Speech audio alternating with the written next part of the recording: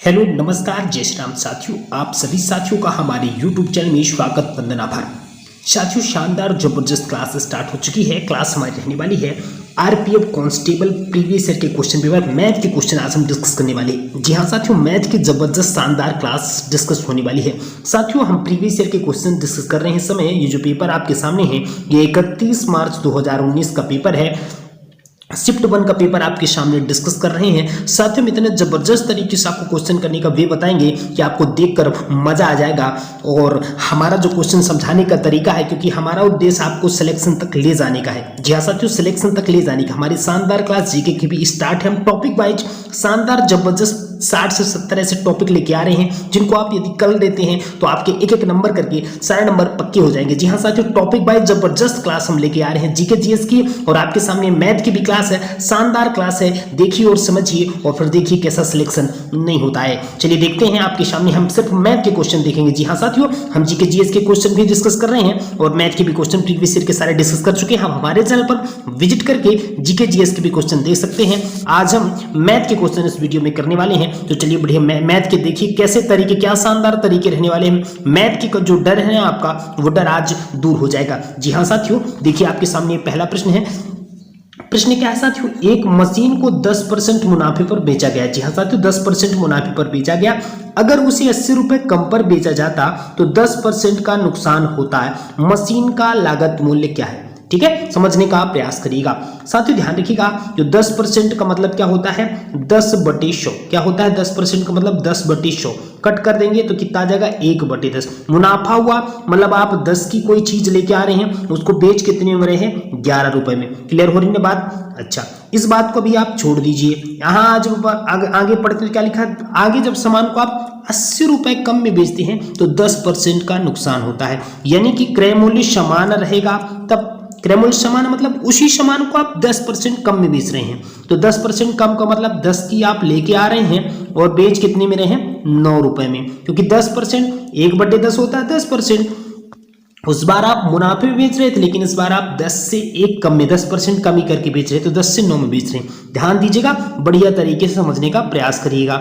ठीक है, अच्छा अब देखिए इस प्रश्न को करेंगे कैसे। आपको क्या दिया हुआ है, यहां ऐसे कर लेते हैं कि अगर उसे 80 रुपए कम में बेचा होता, तो साथियों पहले हम कितने रुपए में बेच रहे थे, 11 रुपए में। अब कितने रुपए में बेच रहे हैं, 9 रुपए में। तो ये जो कमी हो रही है यहां से देखिए, 11 से जो 9 हो रहा है, 2 रुपए की कमी। जो 2 की जो कमी है, इसको ऐसा मान लीजिएगा जो 2K की कमी है, यही तो किसके बराबर, 80 के बराबर है।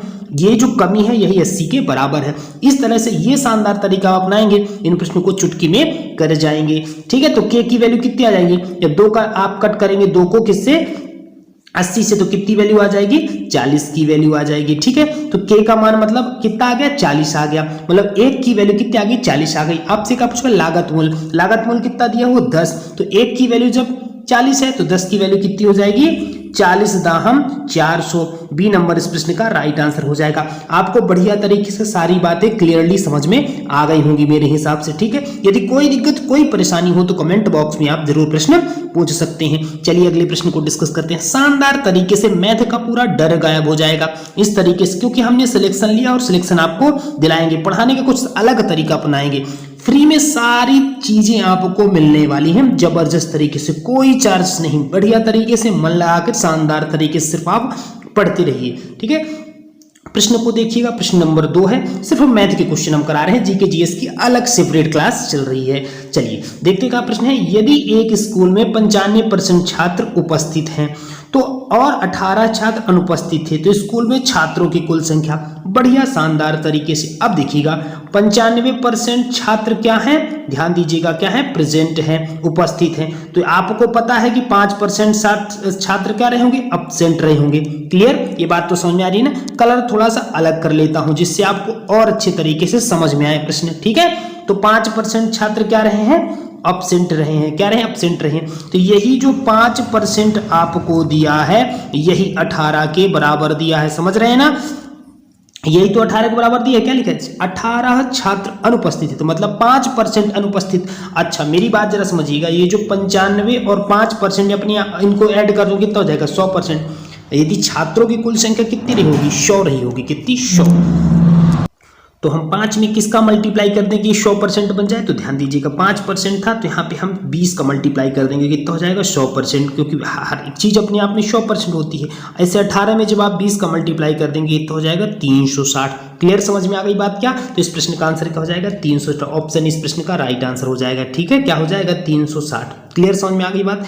95% छात्र अनुपस्थित थे, मतलब 95% प्रेजेंट थे और 5% एब्सेंट थे। तो वही 5% 18 के बराबर दिया था, हमने इसको 100% बना लिया, क्योंकि हमसे पूछा गया स्कूल में छात्रों की कुल संख्या, तो छात्र अपने आप में 100% रहे होंगे। हम इसको 100% बनाते हैं तो 18 का जो 100% हो जाएगा 360।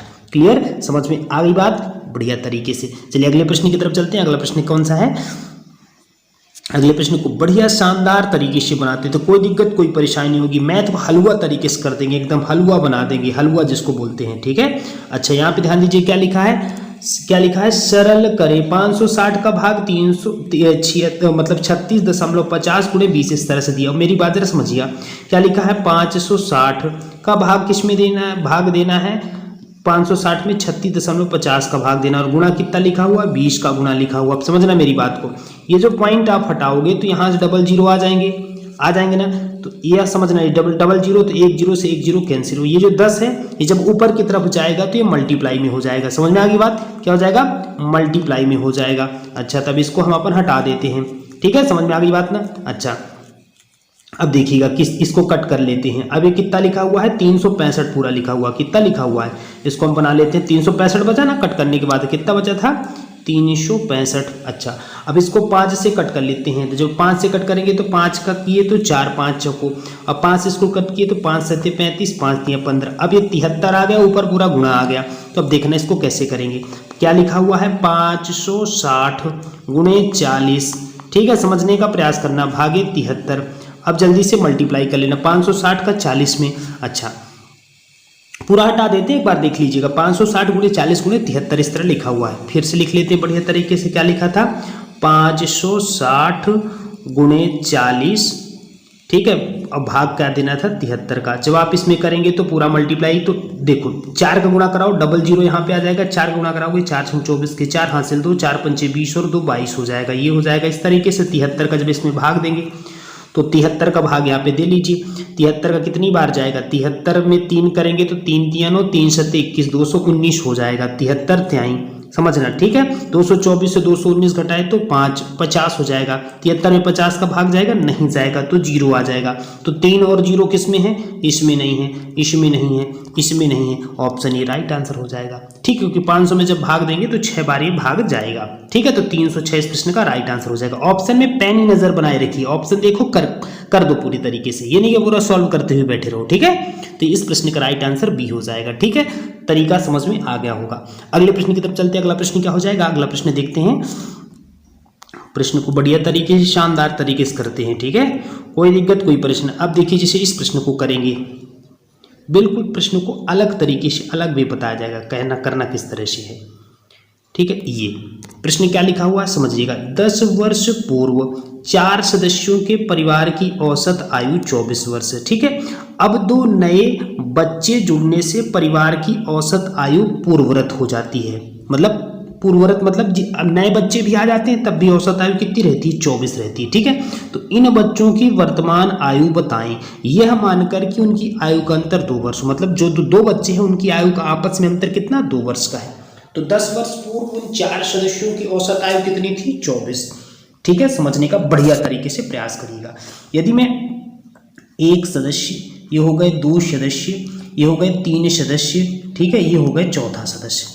यदि मैं इनका बोलना चाहूँ योग, तो योग कितना हो जाएगा 10 वर्ष पूर्व 24 का 4 में गुणा कर दूंगा, क्योंकि यहाँ पे मैं 4 का भाग करूंगा। 3 की औसत आयु कितनी दी है 24।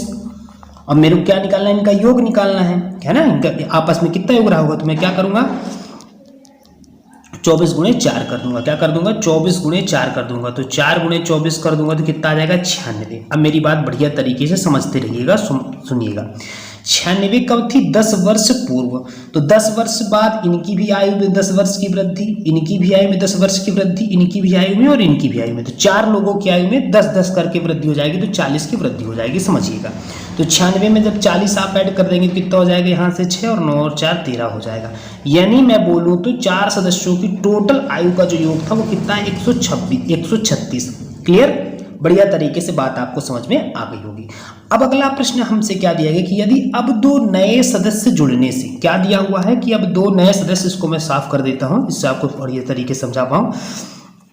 अब 2 नए सदस्यों को जुड़ने से जो औसत आयु है वो पूर्ववत रहती है, मतलब उतनी ही रहती है, औसत आयु में कोई परिवर्तन नहीं होता है। 24 औसत आयु थी तो 24 ही रहती है। तो अब क्या करेंगे भैया? तो अब समझिएगा, ठीक है, अब समझने का प्रयास करिएगा। कैसे समझना है कि भैया अब पहले 4 थे तो 2 लोग और आ गए, तो मतलब अब कितने लोग? 6 लोग हो गए। 6 लोग हो गए तो 6 लोगों की औसत आयु कितनी हो जाएगी? 24 गुणे 6 करना पड़ेगा, समझ रहे हो ना, क्योंकि नीचे टोटल जो 6 आता है 6 का गुणा हो जाएगा 24 में, तो कितना हो जाएगा वो? 144। अच्छा, तो भैया अब एक आयु का योग 144 हो रहा है, लेकिन पहले कितनी थी? 136। तो 144 से 136 जब आप घटा देंगे तो कितना आ जाएगा? 8। मतलब वो जो नए सदस्य थे उनकी आयु का जो समय कितना होना चाहिए? 8 होना चाहिए। तो 8 किसमें है? इसमें 6 और 4 10 है, ये नहीं होगा। इसमें 7 और 5 12 है, ये नहीं होगा। इसमें 8 और 6 14 है, इसमें नहीं होगा। इसमें 5 और 3 8 है, तो ये राइट आंसर हो जाएगा ऑप्शन बी। बढ़िया तरीके से, शानदार तरीके से आपको बात समझ में आ गई होगी, ठीक है। चलें क्या? कोई दिक्कत, कोई परेशानी कमेंट बॉक्स में आप पूछ सकते हैं, हर सवाल का आपके जवाब दिया जाएगा। अगले प्रश्न की तरफ चलते हैं। अगला प्रश्न शानदार तरीके से, बिल्कुल मैथ में पूरा स्कोर करवाऊंगा, मेरी गारंटी है। तरीका बस समझते जाइए, कुछ भी दिक्कत, कोई परेशानी हो, सिर्फ बताना है कि ये दिक्कत, ये परेशानी जा रही है, हलवा बना दूंगा प्रश्न को, बिल्कुल ठीक। अगला तरीका देख, अगला क्या प्रश्न है? अमित, क्या प्रश्न है? ध्यान दीजिएगा। अमित राहुल से तेज दौड़ता है, ध्यान दीजिएगा, अमित राहुल से तेज दौड़ता है। फिर क्या लिखा है? अमित और राहुल दोनों 24 किलोमीटर चलते हैं, ठीक है। उनकी रफ्तार का योग 7 किलोमीटर पर घंटा है और उनके द्वारा लिए गए समय का योग 14 घंटा है। तो अमित की रफ्तार का पता लगाएं, ठीक है। बात समझिएगा, अमित और राहुल दोनों 24 किलोमीटर चलते हैं, तो आपको एक जनरल फार्मूला तो मालूम होगा। क्या मालूम होगा? कि एक अगर मैं बनाना चाहूँ टाइम, तो टाइम इक्वल टू क्या फार्मूला हो जाएगा? टाइम इक्वल टू हो जाएगा डिस्टेंस अपॉन स्पीड, हो जाएगी नहीं हो जाएगी? अच्छा, दोनों की रफ्तार यदि 7 किलोमीटर पर आवर है तो एक की यदि मैं मान लेता हूँ कि x है, मान लेते हैं, तो दूसरे की क्या होगी? 7 - x होगी कि नहीं होगी? इसमें तो मेरे हिसाब से कोई प्रॉब्लम नहीं होनी चाहिए। अच्छा, अब समझिएगा जरा थोड़ा सा प्रश्न को गौर से। क्या डिस्टेंस दोनों, मतलब राहुल यदि कितने किलोमीटर चलता है? अमित 24 किलोमीटर चलता है, तो उसकी स्पीड मान लेते हैं कि x थी। अमित को हमने क्या मान लिया कि अमित की स्पीड कितनी थी? x, और राहुल की स्पीड हम क्या मान लेते हैं? 7 - x। कोई दिक्कत, कोई परेशानी नहीं होगी, ठीक है। तो डिस्टेंस यहां से हमने लिख दी 24 किलोमीटर चले, स्पीड कितनी थी अमित की? तो x थी। फिर प्लस लगाते हैं, समझिएगा। अगर राहुल कितने किलोमीटर चलता है? तो 24 किलोमीटर चलता है, उसकी स्पीड कितनी थी? x - 7 थी, ठीक है। बस गौर से बढ़िया समझिए, एकदम तुरंत बता दूंगा आंसर कैसे आ जाएगा, ठीक है। लिख लेनी चाहिए बस। तो और ये दोनों को समय कितना लग गया था? 14 घंटे, ठीक, समझ में आ गई बात? समय कितना लगा था? 14 घंटे। अब जरा थोड़ा सा ऑप्शन की तरफ नजर बनाइएगा। ऑप्शन की तरफ क्या नजर बनाइएगा? ध्यान दीजिएगा। अच्छा, ऑप्शन क्या कहता है कि अमित की रफ्तार का पता लगाएं। अमित की रफ्तार मान लेते हैं, ऑप्शन ये बताओ कि यहाँ पे 7 किलोमीटर दोनों की रफ्तार का योग है, तो क्या एक की रफ्तार 7 आ सकती है? क्या नहीं आ सकती, तो ये वाला ऑप्शन तो नहीं होगा, ठीक। अच्छा, अब उनकी रफ्तार मान लेते हैं कि हम पहले ऑप्शन लेते हैं, जैसे मैं मान लेता हूँ कि मैं डी नंबर ले रहा हूँ। अगर क्या मैं 5 का 24 में भाग दे पाऊंगा? नहीं दे पाऊंगा, तो ये भी ऑप्शन नहीं होगा। समझना मेरी बात को, ठीक है। फिर मैं 3 का भाग क्या 24 में चला जाएगा? बिल्कुल चला जाएगा। जब 3 का भाग आप 24 में देंगे, यहाँ पे अगर x की जगह में आप 3 रखेंगे तो 3 का भाग 24 में देंगे तो कितना आ जाएगा? 8। समझना मेरी बात को, ठीक है। और यहाँ पे ये x - 7 - x आप लिखना चाहिए। क्या लिखना है?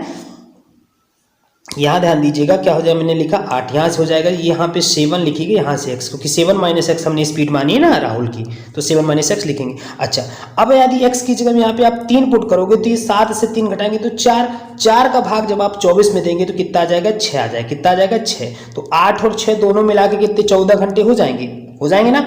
अच्छा, अब बात को थोड़ी गौर से समझिएगा। अमित की रफ्तार का पता लगाए। क्या लिखा?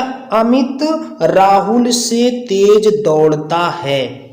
अमित जो है तो राहुल से तेज दौड़ो, तो अमित की रफ्तार तो ज्यादा तेज होगी, क्योंकि ऑप्शन 3 से भी 3 का भी भाग 24 में चला जाएगा, 4 का भी भाग 24 में चला जाएगा। पर आंसर कौन देंगे, कौन सा आप लगाएंगे, अमित की रफ्तार का पता लगाए। तो अमित राहुल से तेज दौड़ता है, तो अमित की रफ्तार कितनी होगी, तेज है भाई, 1 की 3 1 की 4 आएगी, तो हम 4 वाला आंसर देंगे, क्योंकि हमको तेज वाला देना है, क्योंकि अमित तेज दौड़ता है। तो आंसर हो जाएगा 4। समझ में आ गई बात क्या, हम पहले बढ़िया तरीके से उसको लिख लिए हैं, समझ लिए हैं, फिर हम ऑप्शन उठाते हैं, ऑप्शन से पुट करना स्टार्ट करते हैं, जो हमारे आंसर को वेरीफाई कर देगा वही आंसर हो जाएगा। पूरा सॉल्व नहीं करना, पूरा कैलकुलेशन करोगे तो समय लग जाएगा। इस तरह से बचाना है टाइम, इस तरह से अप्रोच रखोगे तो करना पड़ेगा और बन भी जाएगा। ठीक है, चलिए अगले प्रश्न की तरफ चलते हैं। अगला प्रश्न देख लेते हैं। समझ में आ गई होगी ना बात, बढ़िया तरीके से समझिएगा, पढ़िएगा, पहले प्रश्न को अच्छे से पढ़ा करो, समझा करो, फिर देखा करो, बन जाएगा। अब जैसे यहाँ प्रश्न देखना क्या लिखा हुआ है, क्या लिखा है, प्रश्न क्या है, एक 280 मीटर लंबी ट्रेन 63 किलोमीटर प्रति घंटे की गति से चल रही है, कितने सेकंड में यह पेड़ को पार कर जाएगी। अब जरा मेरी बात को समझना, ठीक, क्या समझना है बताते हैं। 280 मीटर लंबी ट्रेन, सेकंड टाइम का पता लगाना है, तो टाइम इक्वल टू क्या होता है फार्मूला हमारा, टाइम इक्वल टू फार्मूला होता है डिस्टेंस अपॉन स्पीड। क्या होता है, डिस्टेंस अपॉन स्पीड हमारा फार्मूला होता है। ठीक, डिस्टेंस कितनी है 280 मीटर, ठीक, स्पीड कितनी लिखी हुई है 63 किलोमीटर पर घंटा। तो इसको आपको किस में चेंज करना पड़ेगा, मीटर में। किस में चेंज करना, मीटर पर सेकंड में। तो 63 को किस में करेंगे, मीटर पर सेकंड में, मतलब क्या करना पड़ेगा 5/18 करना पड़ेगा। क्या करना पड़ेगा 5/18। तो यहाँ पे क्या 5/18 जब लिखेंगे तो 18 ऊपर चला जाएगा, 5 बस बचेगा, तो यहाँ 5 लिखेगा, 18 यहाँ पे ऊपर चला गया। समझ में आ गई बात क्या, 63 किलोमीटर पर घंटा, इसको हमको किस में चेंज करना, मीटर पर सेकंड से, तो किस में गुणा करेंगे 5/18 से, और अब इसको कट कर लेते हैं। तो जब आप इसको 5 से कट करिएगा तो कितना आ जाएगा, यहाँ से 25, 3 बचा, 5 छक्का 30। ठीक, इसको जब आप किससे कट करेंगे 7, 7 नाम 63 और 7 8 56 और 9 एकम 9, 9 दूनी 18, तो क्या आ जाएगा यहाँ से 8 दूनी 16 सेकंड। समझ में आ गई होगी बात, प्रश्न बढ़िया सरल था, बढ़िया तरीके से कैलकुलेशन में थोड़ा ध्यान दीजिएगा, करते बन जाएगा। बस ध्यान ये देना है कि किस डाटा को किस में चेंज करना है। इन्होंने हमसे समय पूछा था, हम सिर्फ स्पीड को चेंज कर लेते हैं मीटर पर सेकंड में, बाकी प्रोसेस वही रहेगी। ठीक, समझ में आ गई बात क्या, बिल्कुल आ गई होगी। चलो अगले प्रश्न की तरफ चलें। अगला प्रश्न क्या दिया हुआ है, अगला प्रश्न देखते हैं। ये देखो प्रश्न क्या है, ये प्रश्न को बढ़िया तरीके से समझ लेते हैं। ठीक है, ये क्या प्रश्न दिया हुआ जरा पढ़िएगा। एक कार 2 स्टेशन ए और बी के बीच चलती है। ए से बी तक जाते समय इसकी औसत गति 40 किलोमीटर पर घंटा और बी से ए तक वापस आते समय 60 किलोमीटर पर घंटा रही। ठीक है, तो पूरी यात्रा के दौरान औसत गति का पता लगाएं।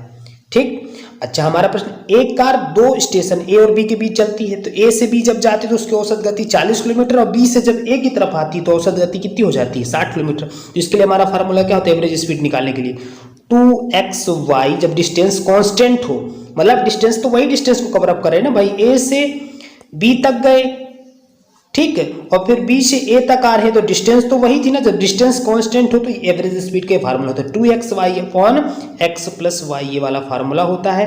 तो 2 लिखिएगा, x की वैल्यू हो जाएगी यहाँ पे 40, फिर y की वैल्यू हो जाएगी 60 और 40 और 60 को जोड़ देंगे कितना हो जाएगा 100। एक जीरो से एक जीरो कैंसिल, ये वाले जीरो से ये वाला जीरो कैंसिल, मल्टीप्लाई कर दीजिए, 6 चौको 24, 24 दूना 48, ऑप्शन डी इस प्रश्न का राइट आंसर हो जाएगा। ठीक है, तो आज अपन इतने ही प्रश्न करते हैं। बढ़िया से वीडियो अच्छी लगी हो तो हमारे चैनल को बढ़िया से इस वीडियो को लाइक करिएगा, दोस्तों तक, अपने दोस्तों तक इस वीडियो को शेयर करिएगा। यदि बढ़िया तरीके से बहुत ही अच्छा लगा हो तो हमारे चैनल को सब्सक्राइब भी कर लीजिएगा। और यहाँ तक आप वीडियो देखने के लिए आप सभी साथियों को बहुत बहुत धन्यवाद। Thanks for watching this video. जय जय श्री राम।